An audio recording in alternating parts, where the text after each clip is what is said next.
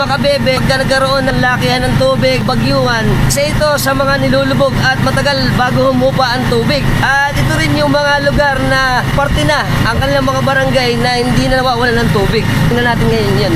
Tayo ang tubig dito, boss. Ako po, Inday. Puro tubig. Ayan o, lalim mo. Malalim pa na yung parte na yun eh. Bahay o, lubog o. Napansin ko lang po din sa Makabebe, magaganda yung mga bahay dito eh. Kaso nga, ayan, nakita nyo, lubog o. Oh, Inday. Ubus. Bulok na yung gate nila. Ano naman ang tubig oh. Purong na tubig niyan.